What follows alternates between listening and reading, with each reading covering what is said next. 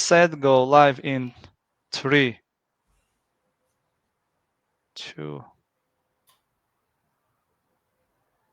live. We are live. Thank you.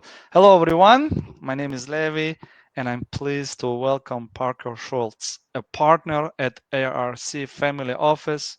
Oh, by the way, sorry we're late. Some technical difficulties. We will improve, I promise. Back to Parker. They specialize in providing private credit solution for real estate investors, including constructions, bridge, value add, and perm financing. With their extensive experience, they offer one-stop shop for all of your investment needs, delivering tailored lending solution. Parker, my man, welcome to the show. So glad to have you here.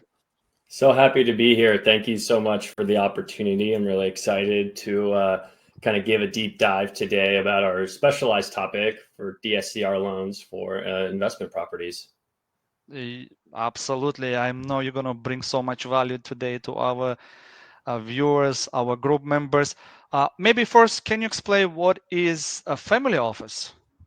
Yeah, well, a family office is a family or a group of families that keep their money together privately, and they have enough capital where they can justify basically being their own organization. So you can think of them as kind of a private bank or private investment group that will do things equivalent to a small bank or a hedge fund. Understood. Is there minimum requirements to start? I mean, usually the minimum requirement is probably $10 million liquid, net worth exceeding 25 million to be kind of recognized formally. But we have family office clients that have net worths in the billions or hundreds of millions, where they are essentially their own private financial institution, and they're managing the money for their family's goals, whether they have wealth planning, wealth preservation, generational estates, etc. This is my goal. Hopefully one day you will be managing my family office money. All right, Yeah. Let's talk about the topic of today, which was the DSCR loans. Take it away, my friend. All right, well, I'll share my screen real quick. I have a little presentation. Okay, can you see that? We can see your presentation. Go ahead. Okay, and then if I change slides, that updates. Yeah. Yes, disclaimer. Okay, great. So yeah, this is a presentation of why DSCR. This is an industry insight presentations by me, Parker Schultz from ARC Family Office. And a quick disclaimer from our legal department: the information provided in this report is for informational purposes only and should not be construed as financial, tax, or legal advice. ARC Family Office is an equal housing lender. So my agenda is I'm going to give a DSCR overview. I'm going to talk about what conventional financing is so we can kind of compare and contrast what these loans are and are not. I'll talk about the DSCR loan terms to familiarize you with the lingo. We'll talk about the benefit, and then I also have some examples we'll go through live of how our clients are applying these in the real world. So let's start with the conventional financing. This is what most people are used to. The real estate space has changed a lot, especially in the rental space. So traditionally, most people would have a conventional mortgage. That is what they're accustomed to. And to get those from a bank or a similar institution, you would provide your personal financial statements. There would be strict debt to income ratio requirements. There was a lot of limited flexibility for investment properties. The loan to value ratios were lower, and there was a high standard of documentation because the conventional loans were based off of you, the individual, getting and qualifying for these properties, usually with your income outside of what the rental or investment property would produce, which could be good for one or two, but as we'll dive into, with scale, it actually becomes very burdensome. How many mortgages am I allowed? Conventional mortgages? Is it 10? Yeah, I believe you could have up to 10. We don't have any clients that have that many in their personal names nowadays due to the DSCR loan program, but the restriction is, yes, you could get up to that number, but then you're getting restricted by your debt to income ratio, each one you put on. Even though you're growing, there was a limitation, which is part of why this program and this type of lending was created. Understood. So what is a DSCR loan? What does that even mean? So DSCR is short for debt service coverage ratio, DSCR. These loans are used to qualify investment properties based off the property's income potential rather than the borrower's personal income. And so that separation is very important because you might have an instance where on a conventional loan, the revenue generation of the investment property is not being recognized as a form of qualification for the financing. So with these loans that are debt service coverage ratio, they're going to be looking at the property, and that's going to help you qualify for one or multiple loans on investments and growing your investment portfolio. And so I said debt service coverage ratio, what is that? And this is a number that is beneficial not only for someone like me who is a debt lender, but also for an investor. And so it's calculated by taking the property's net operating income, so your rent minus the expenses, and then you would divide that over the PITIA, but the principal, interest, taxes, insurance, and association dues.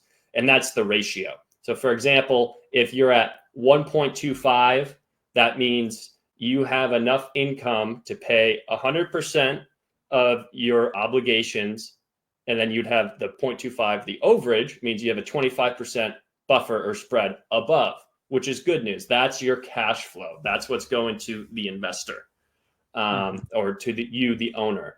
So, this is a good metric for owners to use on their own portfolios, just to know like where their personal cash flows are coming to. And then when a lender looks at a deal, it's a measure of risk, right? The higher the ratio, the more safe it is, because there's excess funds available to cover payments in the event of difficulty. Mm-hmm.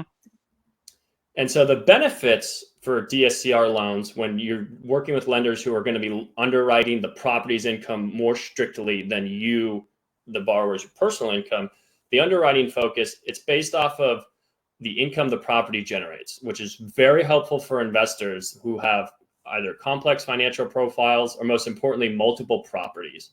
And the key benefit is that these were designed for real estate investors, as opposed to conventional financing was designed for real estate owners, with that clarification being usually like, I'm going to live in it, and not necessarily looking at it from a business perspective, but a personal perspective. And so DSCR loans shine, especially with properties that have unique characteristics for income generating purposes, such as multiple units, accessory dwelling units, or short-term rental properties like Airbnbs, or midterm properties like Airbnbs. Because a lot of conventional financing is based off the old school way of a long-term, 1 year or more lease. Obviously, right. In this Facebook group and the people you're working with, they see there's so much opportunity for those people that are willing to do short or midterm rentals, and there's such a demand for it. But there was a big gap between getting the financing available to capitalize on that rental opportunity.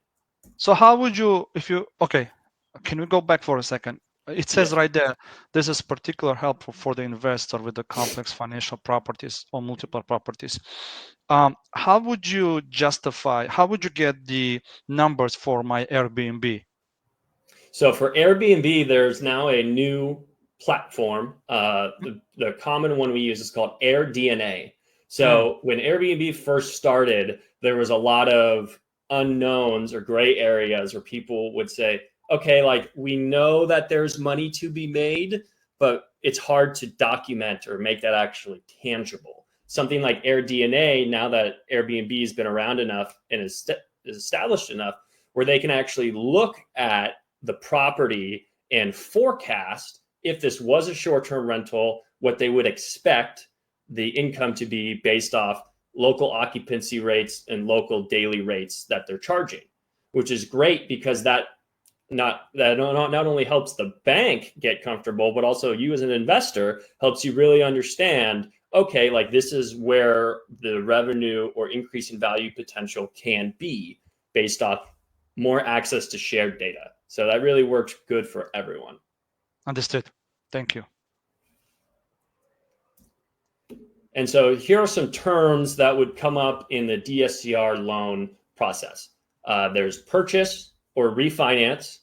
And then when you refi, there could be a rate and term refinance or a cash out refinance. So the two ways you would use them, let's say you want to purchase a property, you could get a DSCR loan for the purchase. Or if you have an existing property, you can also use a DSCR loan to do what's a rate and term, which is just saying, hey, there's a more attractive interest rate, or I want more term. I want to push out my date.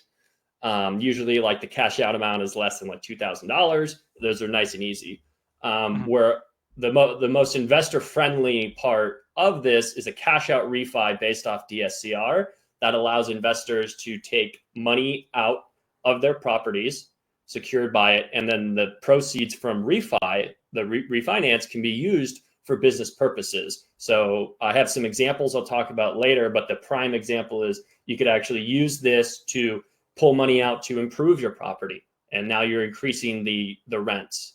Or hypothetically, if you've had another purchase opportunity, you could tap that existing equity, get that money out, purchase a new investment, and grow your portfolio. These DSCR loans can be amortized or interest only. And so typically that means you could have like a 30-year amortized mortgage, which is pretty typical when people are accustomed to conventional financing, meaning your payments to the bank each month are a combination of the interest and the principal. So you are paying down the balance over time and building equity. You can also get these loans structured so they're interest only. And some people wonder, well, why would I want an interest only loan? Because if your rate was, let's say, 5%, if it's 5% and it's amortized, it's the interest and the principal together, versus 5% interest only is actually a lesser number. So although you're not building equity on the down payments, you'd only get equity from appreciation. The interest only allows for more cash flow back to the investor. So there's a lot of situations when we actually compare an amortization schedule, like when you look at the payment schedule versus the interest only schedule, and you would say, oh, it's contrary to popular belief, it's actually more beneficial for me to do an interest only loan because I'm getting more cash today, right? Because if I could get $300 extra of cash flow in my pocket today, or $300 more of equity, you can't tap that equity. You can't use it. So depending on what the investor's goals are, it actually might make sense to take the cash today, maybe because they're going to be improving the property or cash flow. It all is subject to your needs. And the interest expense for both an amortized loan and an interest-only loan are tax deductible. Please consult your tax professional about that. But an interest-only loan can allow you to get it and secure more of the property's cash flows to be available for distribution. There are prepayment penalties sometimes with DSCR loans, also referred to as yield maintenance, where the investors that are giving these loans, they want to make sure, like if I give you a 30-year loan, they need to make sure that money is going to yield a certain percentage. So they will have sometimes prepayment penalties, which can be structured. They typically range anywhere from over the course of 5 years, 3 years, or in some cases, I'm working on a transaction right now where there is no prepayment penalty. And that affects the overall pricing of the loan. And so why that might be important is I have a client, I'm working with him in New Mexico, and we wanted it to be structured where he's going to be rehabbing about half of his units and using his proceeds from the DSCR loan to fix it. And his portfolio value is going to go, I'll use different numbers, from basically 1.5 million to 2.5 million after he completes those repairs. And we see that timeline actually being like 3 years out.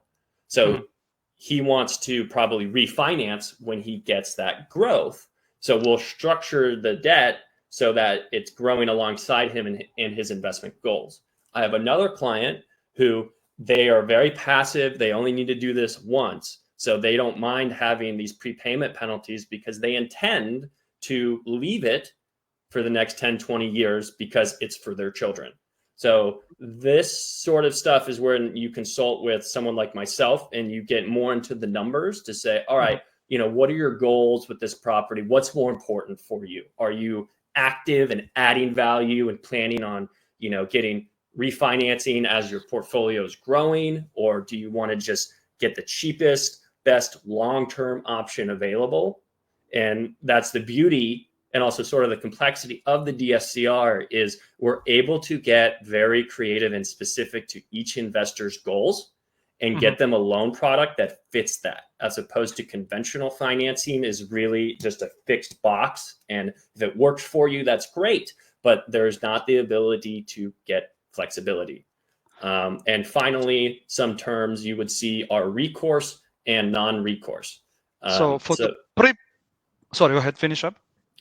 Oh, no, we can go back to prepayment penalty. Yeah, for the prepayment penalty, let's assume you said 5, 3, 2, 1. What does it mean? It means that in the first 5 years, if I pay off my mortgage earlier or DSCR loan, I'll need to pay additional amount. Is it based on the?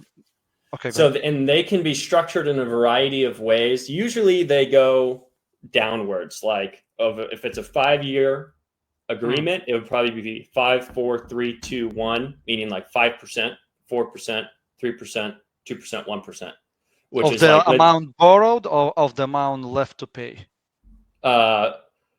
Probably of the outstanding principal loan balance. Outstanding balance. Okay. Understood. And so that would be like, hey, we just structured a loan for 30 years. Something came up, you're paying it off 10 days later. They would say, hey, we had put this money out. It needs to get this certain return. You have to pay that. Understood. Which is, and prepayment penalties are not uncommon in not only this loan type, but in loans in general.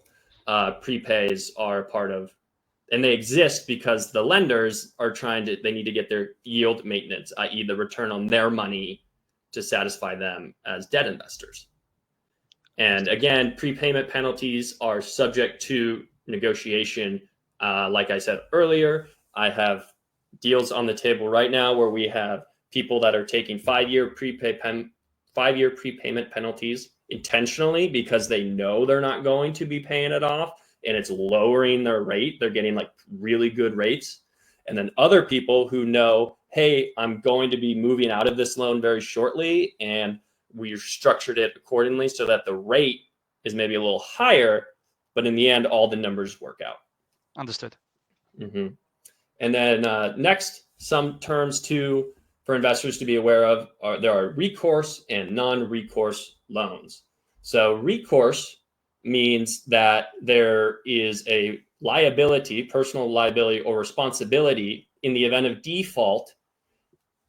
Like you default on your loan, you got to pay the bank back. They foreclose on the property and pay it off. If there was a shortage, or you would then be liable to cover the difference of whatever you owed back to the bank if the property wasn't enough to pay it off. And then a non-recourse means in the event something bad happens, the bank or the lender would only look to the liquidation of the property to recover their debt investment and nothing else. Meaning you could walk away, you say, here are the keys, I'm done. I'm not taking any other liability. And there's a lot of nuance when it comes to the significance of what it means to have recourse and non-recourse and how that affects pricing. And I can expand on that later and probably take some more questions to really dive into that. But that's really interesting for people to know because they need to be aware of what they're signing and what that means. I mean, on your personal mortgage, for example, on your primary residence, you probably have already recourse, meaning the bank says, hey, like if we sell the property and that's not enough to cover the balance, they expect you, the homeowner, to pay the rest, and they can come after your car, your stock account, other things like that to cover the difference. Understood. And so now let's talk about more of the lending terms from a numbers perspective. So you can get financing up to usually 80% loan to value on a DSCR loan. And that's a great amount of leverage for investors to be able to get. There's DSCR ratios. And so you'll see this stuff quoted, these terms, as I mentioned earlier. These usually range anywhere. I had 0.8 to 1.5. Sometimes they can go down lower or higher. So when people are quoting these ratios to you, now you'll know, okay, they calculated that based off the previous slide. That's what that ratio means. So when people hear, like, I'll talk in ratios all day when I'm talking to borrowers, and it's like, oh, this is 1, this is 1.25. And that is just a way to use this math to simplify the income process and expediting getting a loan approved and making sure the numbers work out. So the higher the ratio, the better it is. Yes. Okay. But there's also instances where you actually want to get the loan, you want it to qualify at 0.8, which means you're only covering 80% of the property as is, because maybe you're fixing it up. And when it gets to that point, I've got all these great new midterm rental tenants in here and it's cash flowing. It's going to go from 0.75 to 2.5. And it's just an understanding of, it's neither bad nor good. It's just a factual statement of, like, this is what the numbers are. So if the DSCR ratio is lower, does this mean that the interest rate will be higher and vice versa? Yes. Usually that is the case. Okay. And so speaking of rates, we see interest rates starting at 6%. And, to get a 6% DSCR rate, those are going to be for good deals. Those are people that have a high DSCR coverage ratio, strong cash flowing property in a good town, with, great financials. And the closing timeline for these loans is usually 30 days or less. So they're able to close a lot faster than the conventional financing rate. And we've actually seen, depending on certain properties, they've been equal to or even sometimes better than your traditional conventional financing. So do I need to provide a proof of what my midterm rental will be making? Or do you pull the information from AirDNA, for example? You would be providing that information. I have a slide in 2 slides. I'm actually going to talk about the ideal starter information any borrower should start to collect if they're interested in pursuing this. Please go on. But from the borrower, I would get their documentation, and then for short-term rental and probably also for midterm, they would use their AirDNA account to pull those numbers and double check that. Got it. And then finally, there's a classification of product types. So you'll hear a lot of people saying, yeah, we do DSCRs for 1 to 4 units, or we do DSCR for 4 to 8 units, or even 8 to 10. I've seen up to 12, but really the majority of it is between the 1 to 10 units of small balance multifamily. And that could be a single family rental, could be a duplex, triplex, etc. And then I have a point here of ADUs as a unit. So I think anyone that's been doing accessory dwelling units, which has really blown up in the past couple of years, they will find that a DSCR loan is probably, or most definitely, for them. There's a little bit of nuance with how ADUs are actually counted. If it's, like a triplex with an ADU, is it a 3 unit or a 4 unit? And a lot of that stuff comes down to the appraisal, and it has to do with, how is it listed on title? Is there a separate mailing address, et cetera, and that stuff gets complicated. And so you can imagine a conventional bank trying to deal with that stuff. They're like, whoa, this is way too much. But for us, it's like, hey, not a problem, because we're looking at the debt service coverage ratio. We're looking at the income. Exactly. From the unit. So stuff like that becomes a much less of a problem. Understood. Question about the ADU. When I did my research, I will speak from my experience, right? I'm building a modular ADU, meaning the units are being built in a factory and then it's going to be delivered to my backyard. Will I be able to get, currently I'm financing this through HELOC. Will I be able to get 30 years fixed DSCR loan on this unit, or you need to have structure, like somebody's building from scratch? So yes, your modular one will count, Well, but it will. That will be acceptable. I will take this as a point to note that you'll see a lot of people that advertise DSCR, and then there's lots of nuance of people in I guess I should say firms that are doing loans based off these metrics, and they have a lot of different qualifications. We were doing a deal in Garden Grove where there was some back and forth over, we actually had two different financial institutions looking at it. And they were looking at the square footage of the accessory dwelling unit and even the layout. So there's some, I would say, different strokes for different folks in terms of the qualifications. And you'll find for certain people and certain pricing, they will vary. But there is someone out there that will do it. You just got to be connected to someone like me or talk to someone like Levy in this group, and they can get you connected with the right person for your individual product type, because there's a lot of unique products and properties in the real estate market, as we all know, and the skill is finding the right person to fill the right need. I mean, understood. I live in San Diego. There was a deal in my neighborhood where they put 10 accessory dwelling units onto a property. Yes. So imagine going to a bank and saying, hey, I have a title for a single family rental, but and the cash flow is $20,000 a month. And they're like, oh my gosh, that's amazing. And then they look at it and they're like, wait a second, there's 11 rentable units on this. It's like an apartment, but on title, it says it's a house, and they just boop, boop, boop, boop, can't compute. On that 10 unit deal, that one is not easy to do, but it is doable. And it's such a good deal for the investor that having creative financing like this is a huge bonus. Thank you. And now I'll touch on DSCR documents. So this is a list of documents that I would start gathering when I'm working with a borrower to begin underwriting a DSCR loan. So I would ask for the mortgage statement, the property's bank statement, property insurance, property taxes, rental agreements, and liquidity. So I'll go through these individually. So the mortgage statement, they want to see if there's an existing loan on the property. So in a purchase situation, that wouldn't count because you don't have it yet. But let's say you wanted to refinance with a DSCR loan.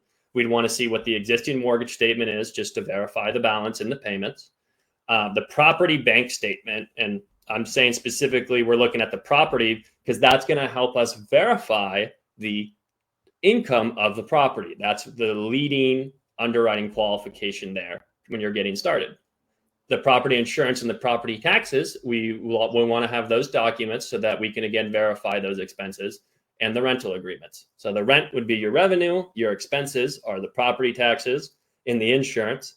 All of that should go into and the mortgage statement if there is one, and all that goes into the property bank statement.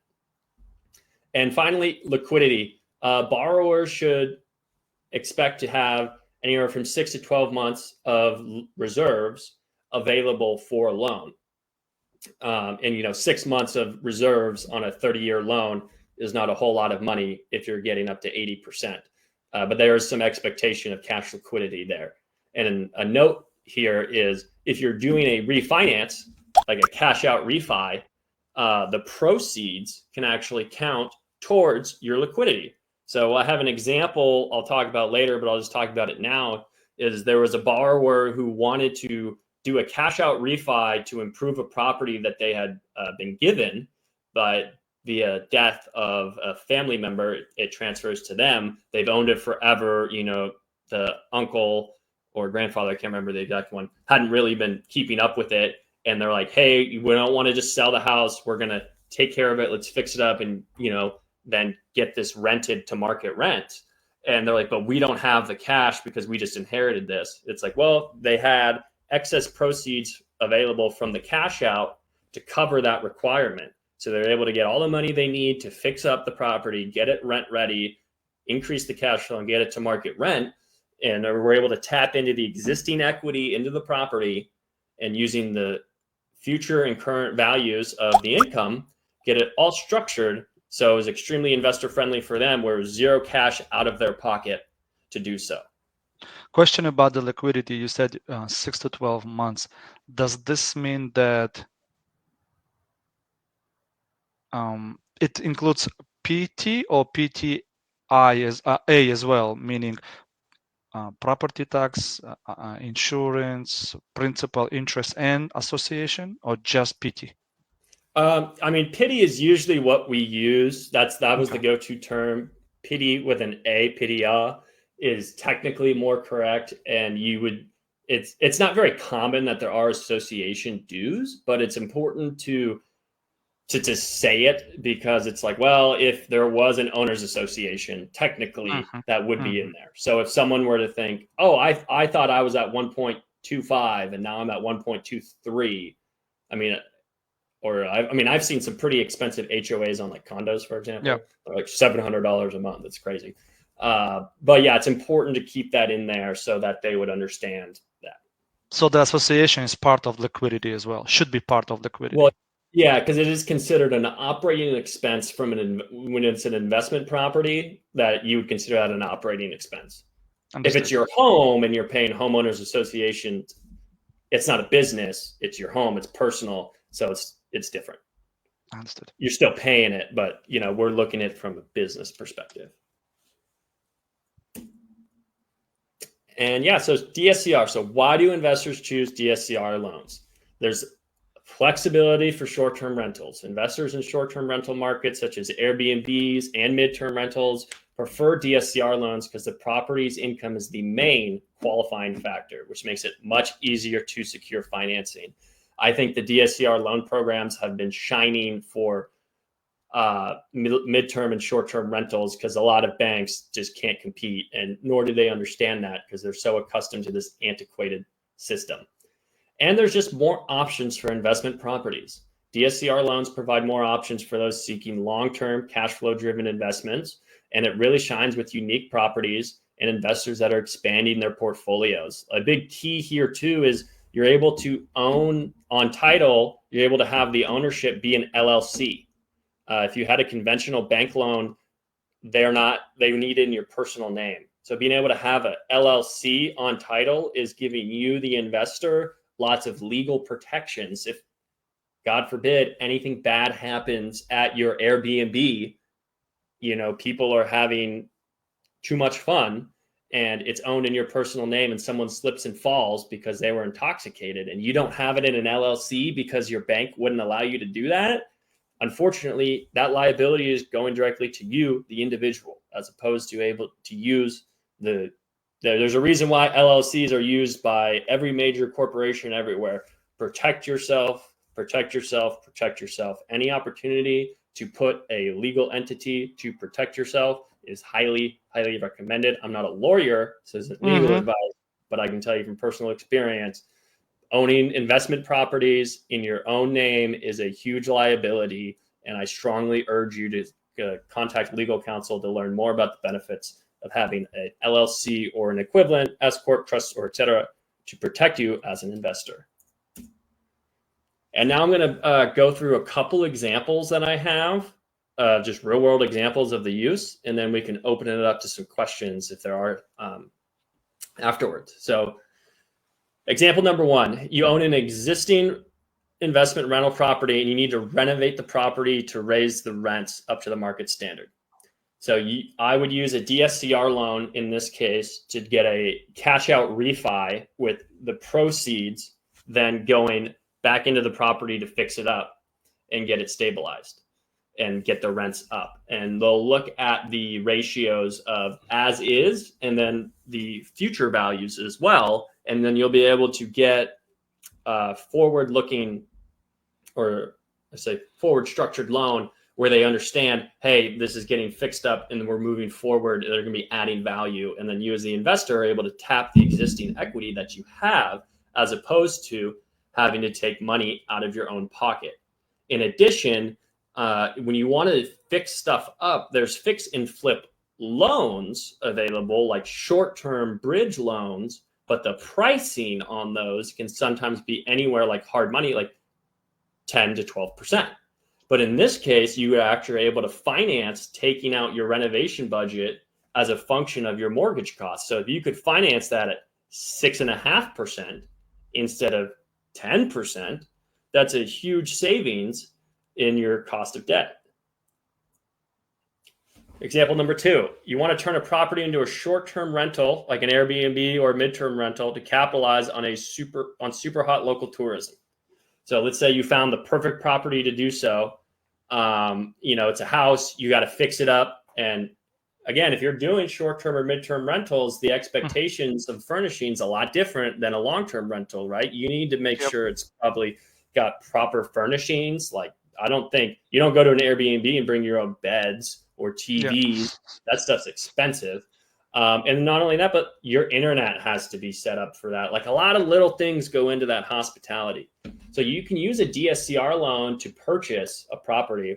They'll look at the AirDNA or an equivalent third-party source to verify what an expected, probably conservative, but expected DSCR would be.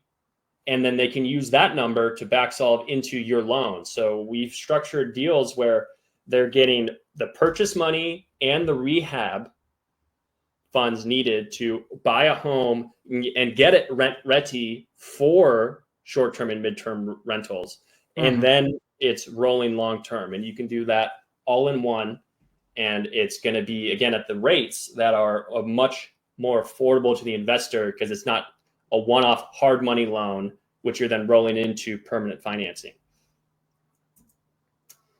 So number 3 is you have an existing investment property and you find the new deal of a lifetime down the street and you want to buy it, but you're like, shoot, I don't know what to do. Do I have to sell one to buy the other? The answer can be no, because when you get a cash out refinance, which is, cash out refis are pretty typical. You do it on the DSCR loan, you can use that money. The cash out refinance money is considered a business purpose loan. You're allowed to use it for any business purpose. So you can, if you had a property with a lot of equity tapped into it, basically pull that money out to purchase another one. And you're doing it at these rates, which are, I know a lot of people do that with HELOCs. I've seen HELOC rates. I don't know what yours is, or if you feel comfortable sharing it. I've seen HELOC at 8%. So I could basically, I feel pretty confident I could get you a DSCR loan cash out refi to make that purchase and do that at a rate that's cheaper than 8%. But also a HELOC is a home equity line of credit.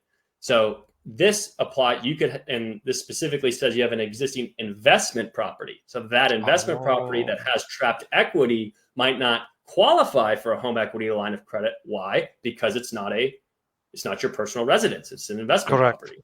Yes. So that's how a lot of people can grow their portfolios, as there's appreciation, they've added value, and then you cash out refi, use those proceeds to then purchase another one. And the beauty of it too is, if you've structured your deals correctly, the interest payments on that down payment are paid by your tenants. So you're borrowing money at already a low interest rate, but we've established, and through your process of working with a sophisticated mortgage broker and originator, you've got it all covered. So all these rents are going to allowing you to buy more and expand your portfolio. And number 4, you have an investor that wants to purchase a property with you as the developer or manager, right? So that you've been buying properties, you've been successful, you're tapped out. One of your friends says, hey, Levy, you're great. I want to go in on a deal with you. Here's $250K. Let's do it.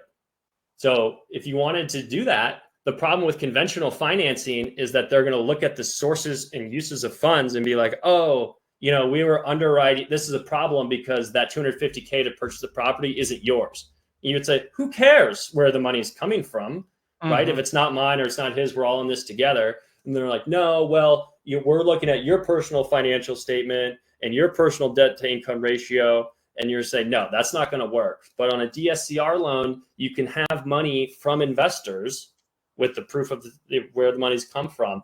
use that as the down payment, and it allows you to, for example, kind of crowdsource funds much more effectively, right? So if you've got a group of a couple people and they're investing alongside of you and you need to pool money to get stuff done, a DSCR loan is going to be your preferred route 10 times out of 10 over conventional financing. And I don't know about you guys, but in this day and age, I live in San Diego, California.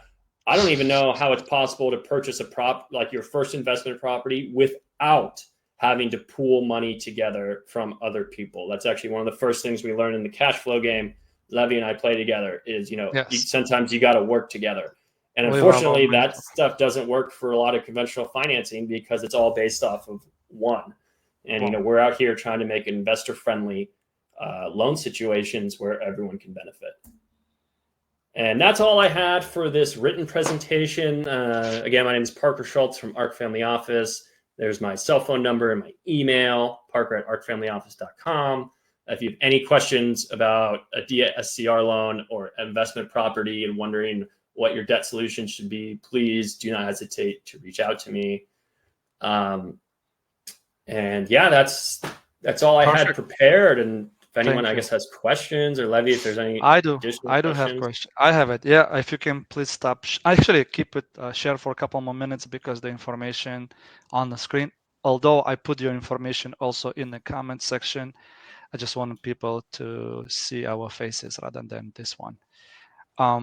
Okay, I have a question. Let's say I came in all excited. I found a property. Numbers from AirDNA look amazing. You approve me, all good. I got the loan. But on 3 months into my journey, I see that property is not performing as we thought it's gonna do, right? And it's falling short. What would you say there? Okay, so you purchased the property, everything Yes. was going great, and now things are Yes. falling short. What's your next move? Yes. Okay, so in that case, This is where that my probably the 6 months cushion comes in, right? well, yeah, so that's why we're going to be looking for some reserves, reserves of 6 to 12 months. But in the first 3 months, if things aren't performing well, a couple questions would be: is understanding where is this performance issue coming from? I guess for this example, maybe you want to say the tenants aren't paying or something, you'd have reserves. If had you done a cash out refi as well, you actually have those funds available in your bank account. They're released to you. So that actually gives you a buffer. So let's say you had done a cash out refi to renovate and it's taking longer, you have those funds you can keep, then use those to pay the interest to buy yourself more time. But if a purchase, if you purchase it and it's not going well in the first 3 months, my advice to you would be to obviously get it rented, but to work on trying to figure out what these problems are and seeing how we could overcome them. Do you have a more specific example? No, this is sufficient. We Mm-hmm. have 10 minutes. Let's say when I came to you, I got the loan, but I came in the mindset of I'm gonna do midterm rental or short-term rentals. However, again, I had some challenges. Can I convert the unit to a long-term property and continue paying the mortgage? Yes. So Okay. in that case, the underwriting, when we underwrite the properties, we'll always look at the values. If it were to be long, like if you're going for short term, they're going to Mhm. look at what the value would be if it was a long term as well, and come up with that ratio and communicate that to you, so you're aware of, hey, if we had to change this business plan, what it would be like. And that would be part of the communication that happens with the borrower and the lender, so everyone understands. Because if you as the borrower, and it also depends on your risk tolerance, right?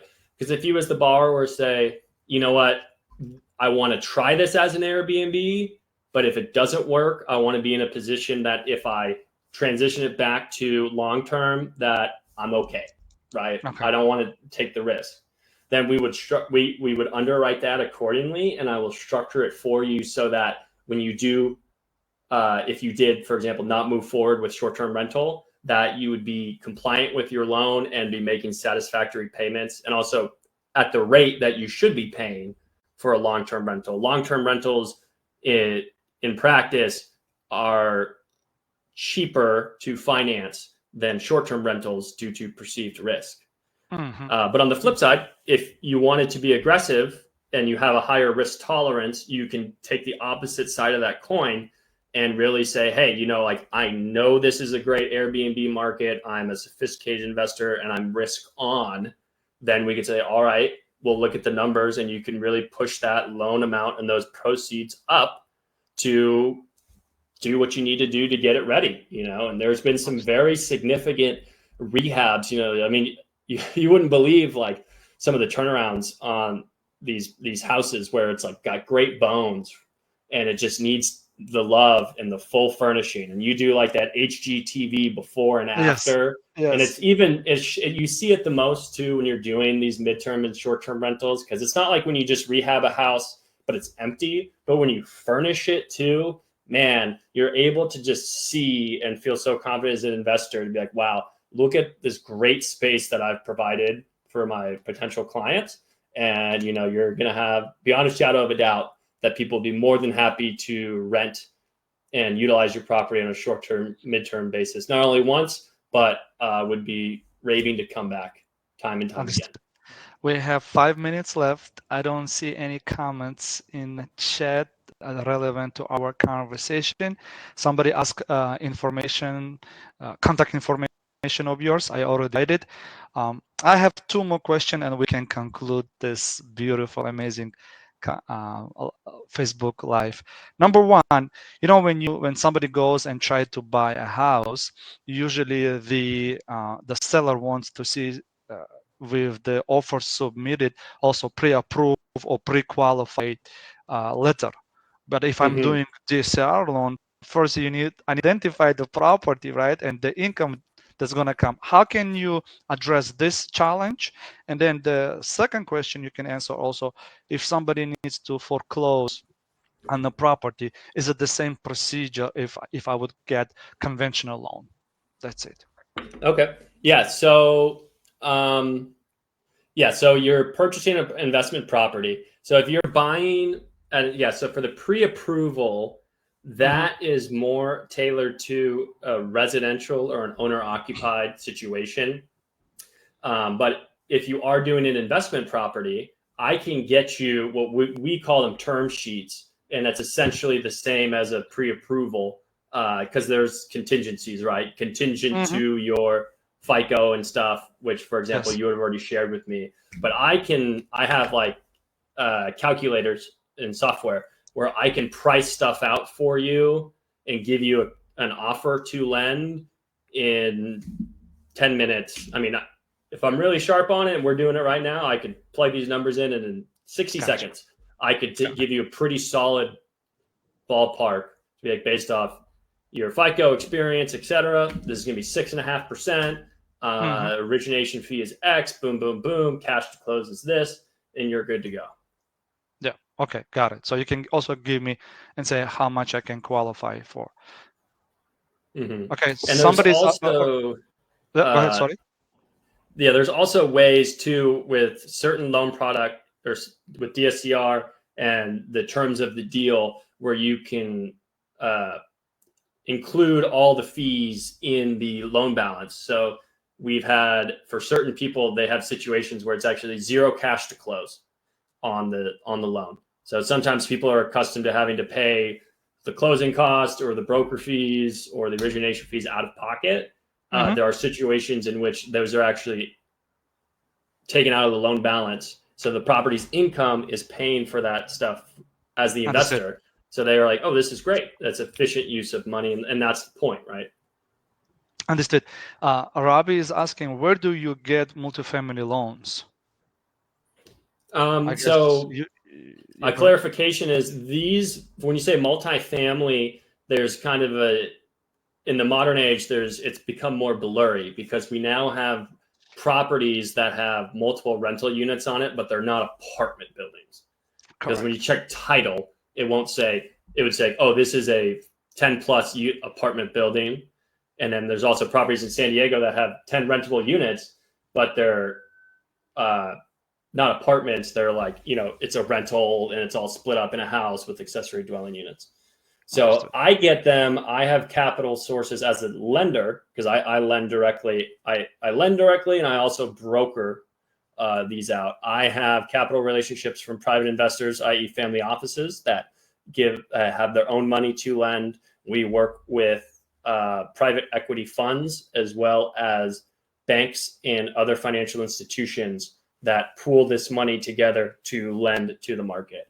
So if you Understood. wanted to get a loan for that, you could reach out to me, or there's some resources online I can share with Levy to get in contact with that. Yeah, you are in the group. Please feel free to reply directly to Robbie. And Robbie, I put Parker's information also. You can contact directly. And we're at time. I do appreciate your time today. Looking forward to see you out in our next monthly meetup, Cashflow 101. I think it's November 14th, if I'm not mistaken. We pushed it 1 week because the co-host Michael Tsao is not available on November 7th. But in any case, Parker, have a great weekend. Talk to you soon. I appreciate. Thank you so much for having me. This was great. Thank you.